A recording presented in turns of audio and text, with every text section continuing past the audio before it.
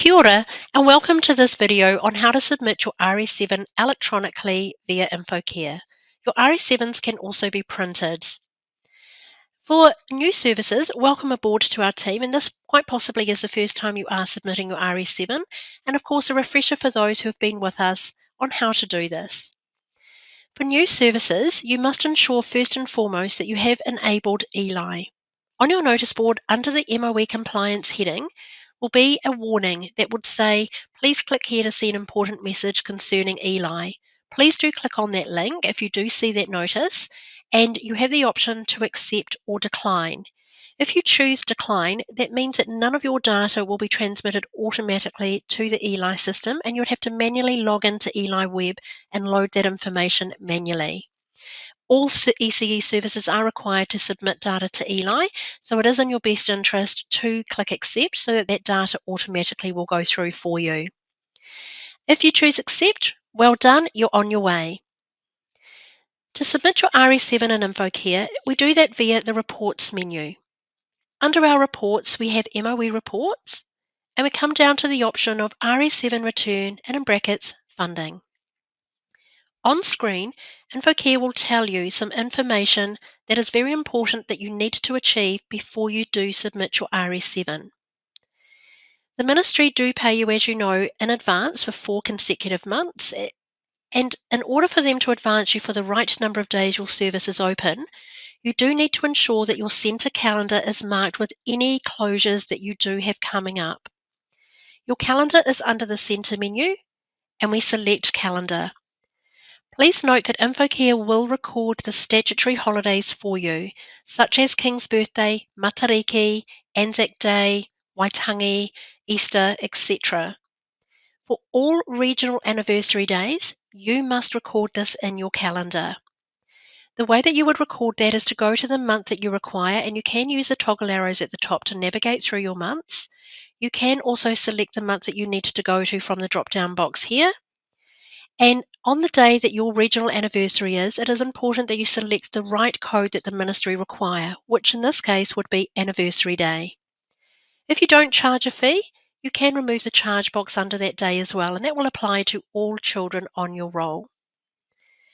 If you happen to be part of a larger organisation, more than one service, and every service within your group has the same regional anniversary day, you can select group and all of your group calendars will be updated. Please note, don't use that option if you have a group of services that are sprinkled around the country. We can, however, set up what we call areas and regions, and you will be able to update for an area or a region depending on the configuration of your service. Don't hesitate to reach out to our team if you need us to set up areas and regions for you, if not done so already. So you do need to ensure that for the period that you are submitting your RS7 for, you do have all of the closures recorded. If you do close for school holidays, it is important again that you do mark it with the correct action, which would be school holiday. Once your calendar has been marked, we can then go back to our reports menu, MOE reports, RS7 return. So step number 1, we have actioned. Step number 2 says, do you have daily sign-in and out sheets created for each day in the funding period? This will control your funded child hours. It is crucially important that your daily sign-in sheets have been created for each day you are open from February through to the end of May, and also that your attendance data for every child has been recorded correctly. The third option is that you must have your staff timesheets for those services that do need staff timesheets for your staff hour count. You must ensure that you also have these created for each day in the funding period, if applicable for your service as it says. And you have reviewed and actioned your frequent absence reports. Your frequent absence reports is found under the reports menu and child reports and frequent absence. It is important that if you do have any breakages that require you to stop the funding as per what it states in the funding handbook, you must then adhere and take the warning that the Ministry do give you about suspending the funding for those that are in breach. If you have actioned that, again, we've made all the checks that we need to. In bold text here, it also says to check your data, run the funding hours report. So under our Mode drop-down box, we want to select Funding Hours. Our funding date is set at the moment to July 2023. That indicates the payment date for this particular funding round. You only have the three. As you know, you get a payment in March, July, and November. This is for the July payment round. It also indicates the wash-up period. So our wash-up is between 1 February to the 31st of May. At this stage, we don't need to do anything else apart from print. We want to view the funding hours report to ensure everything looks correct. When this comes up on your screen, it is divided into each of the 4 months. We have February, March, April, and May. What we are looking for is any areas that are highlighted in orange, and you can see that right down here on the 31st of May, we do have a day that is highlighted. Under the heading Staff Hours, it's letting us know that we do not have a staff hour count, and we do need to address that issue before we submit the RS7. This would indicate to us that you haven't yet created a staff timesheet on that particular day, or you had no children present on a day that your service was open, such as an emergency closure day, and you haven't yet marked your calendar with emergency closure. So heed these warnings. This does need to be addressed before you submit your RS7. If we start at the top and look at the month of February, you will see days on the left-hand side that are highlighted in yellow. This indicates days that you have recorded in the centre calendar with a certain type of closure. The EC represents emergency closure. SH is your statutory holiday days. We're also looking at the funding, your under 2, over 2, 20 ECE and your plus 10. This is your child hours or funded child hours. FCH as the ministry generally refer to it as. That will have a grand total in the middle column here and will be in bold text for you to double check. To the right of that, we have our staff hour count, your registered or certificated teacher hours, your unregistered, and the total, and on the far right hand side, the percentage of certificated teachers you had on that particular day. You can also drill down further into each day if you require. So if you are looking at this and think you may have an anomaly, for example, we can see here that our Mondays, we started off with 61 funded hours. The following Monday was 65, then all of a sudden we dropped to 59. If you need to address that or have a look to see what actually did happen on that day, you can click on the date itself. It is blue and underlined in this report. That indicates it is a link to something else. This will open up a breakdown of what happened on that particular day, or the children that you had enrolled and what funding you are claiming. Our under 2s are at the top of the screen, and then we go through to our over 2s, and it is split into your total over 2s, 20 hours, and your plus 10. If you did have any breakages of funding, such as the 3-week rule, or you have suspended your funding due to the frequent absence rules, there will be a reason here on the right-hand side of the report for the reason for no claim. You also can manually stop your funding in the sign in and out sheet by selecting no funding or casual funding if you need to. An example of why you would need to use those options is if you are overbooking. For example, you've got a roll number of 50, you've enrolled 51 on that day, knowing you do have an absent child. The 51st child, generally, you shouldn't be claiming the funding for, but please do refer to the funding handbook for further information on what you are allowed to claim and what you're not. Below that, we have the staff hour count on that day, who the staff were, if they were registered, and or if they were unregistered. And it will also tell us what the registered percentage of staff was on that particular day. So carry on and do your checks for each of the 4 months. As we've said, we do have an issue with May, so we do need to address that before we submit this RS7. Because we have no staff hour count, we need to address that issue and go back to our staff timesheets. I'm going to select the daily mode here, and I want to be on the 31st of May. We can see clearly that it does say we have none created. I need to create a category, and then it's a matter of ensuring you have got any hours or that the hours that are displayed are correct, and potentially make any changes that are required.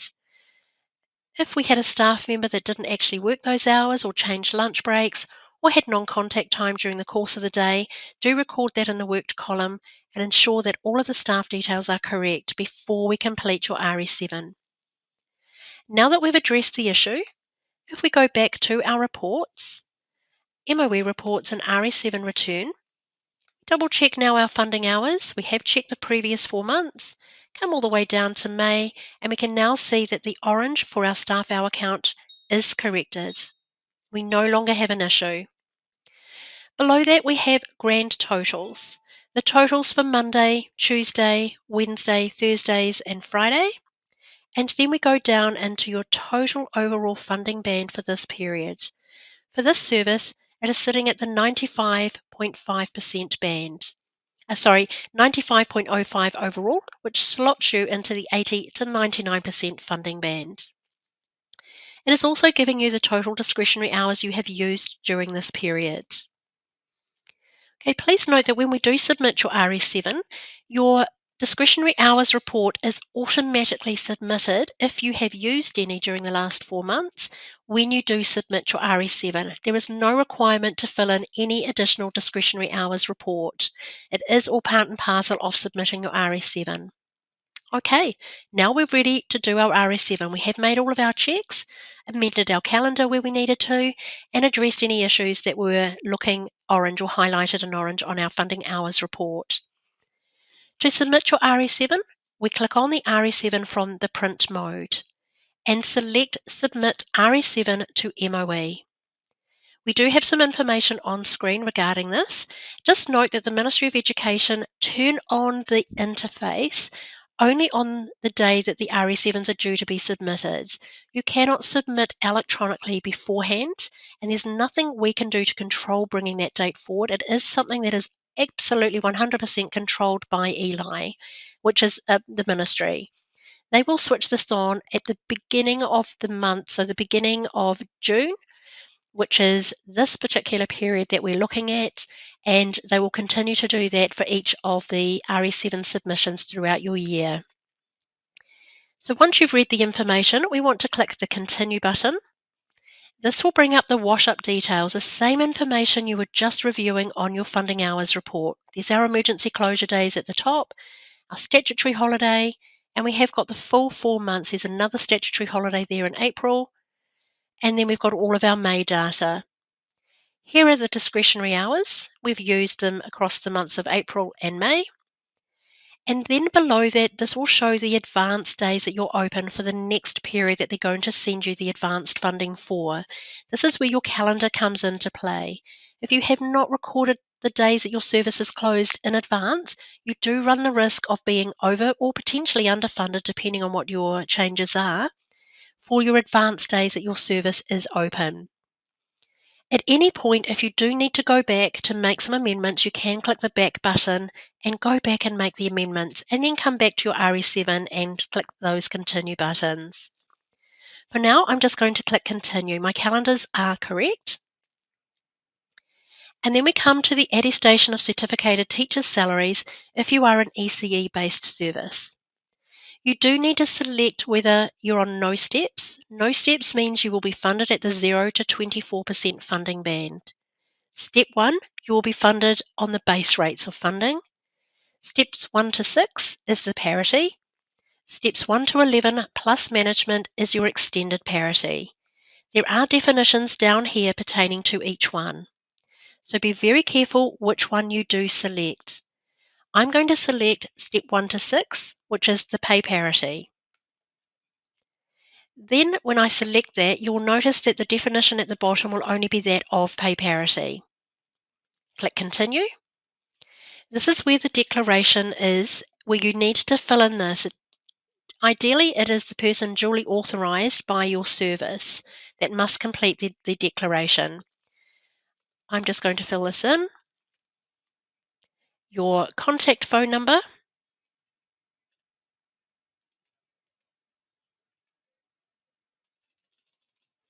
your designation, and are you ready to submit your RS7 to MOE?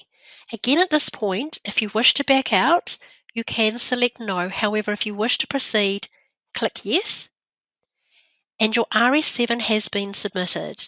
Now, you do have some additional information on screen here. It does let you know that if you wish to retain a copy of this, please click the print button. However, an electronic copy will be automatically retained for 7 years in InfoCare, so you can always print this at a later stage if required.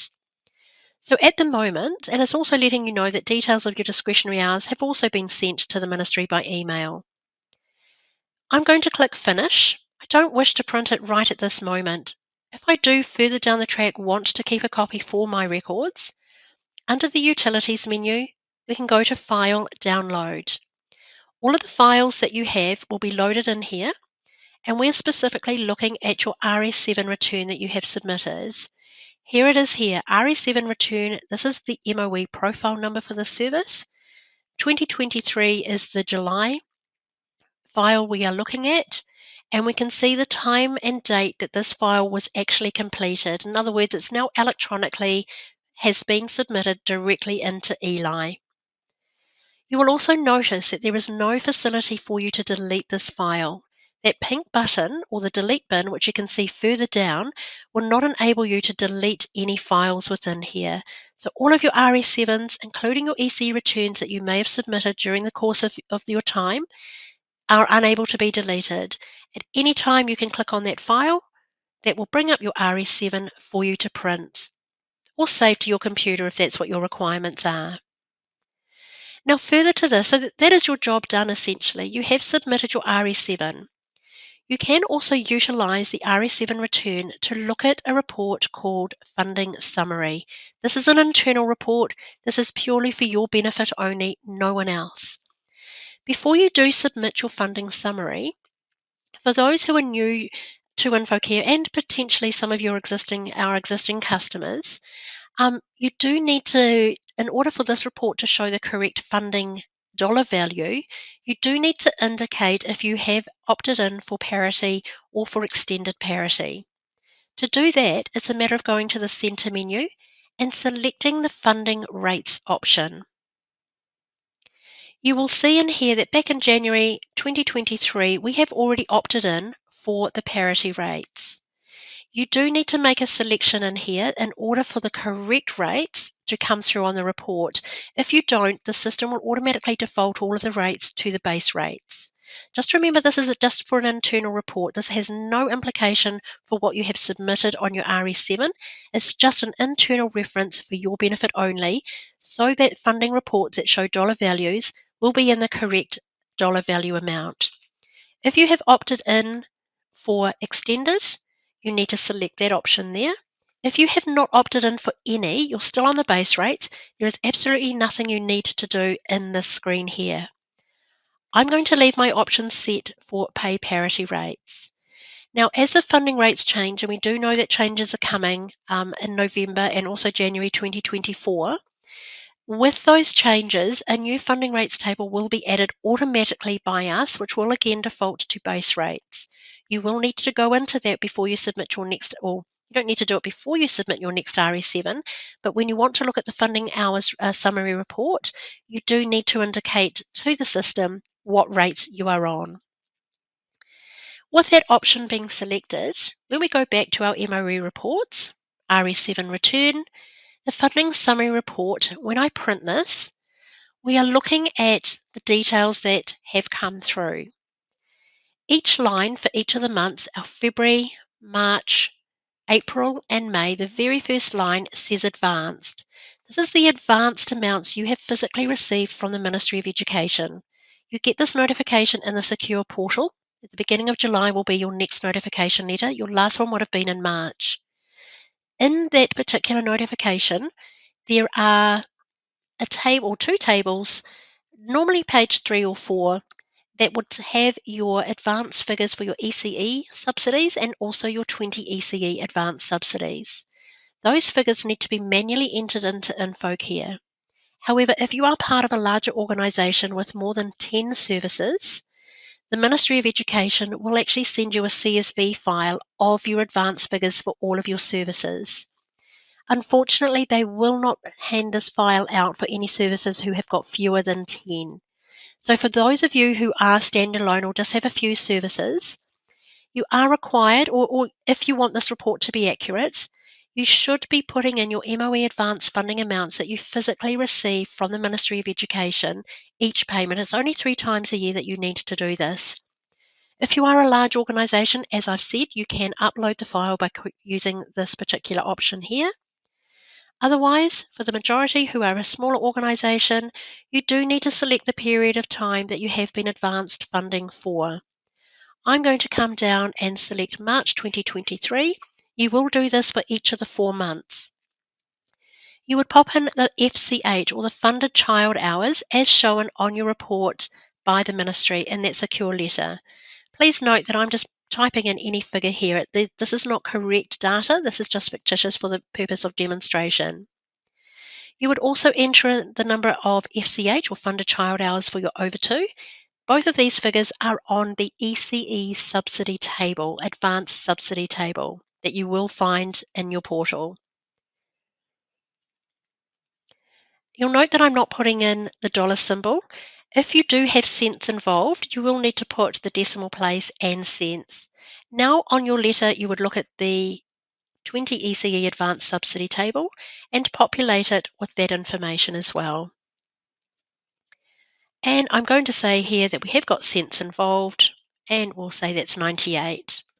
Finally, pop in your plus 10 if this is what you are getting. I'm just going to say that's the same rate as our over 2s, which we know at the moment it is. Click Update. And when we go straight, and you would repeat that as I said for each of the 4 months. When we go back to this report now, and we're on our funding summary and print, the figures that I have just entered for March are now coming through on this report. This is exactly what I have just entered. As you create your actuals, which is your daily sign-in and out sheets and your staff timesheets, that will populate the actual line for each of your 4 months. The system will then automatically calculate what your wash-up is going to be, plus or minus. Is it something the ministry owe you, or do you owe them? So the system will calculate that based on your advance figures that you are entering. Below that is your advance figures for the next funding round. Now, the calculation of these advance figures for the next 4 months is based on your actuals that you're submitting. Your roll numbers might be increasing July, August, and September. That is not clear to the ministry at this point. They're not asking you for data in advance. You're supplying them with what actually did happen, and this is how the calculation is based. There is more information in the funding handbook that will explain to you exactly how they require it all to be counted. Okay. At the end of your 4 months in this particular funding round, the 31st of May, once all of your data has been entered, or the beginning of June, once you've actioned your frequent absences, etc., and recorded all of your attendance, this figure at the bottom would be pretty accurate to the dollar as to what you can expect to receive in your July payment. Just remember again, just to reiterate, this is an internal report. This has nothing to do with the submission of your RS7. Okay, that brings an end to our RS7 submission.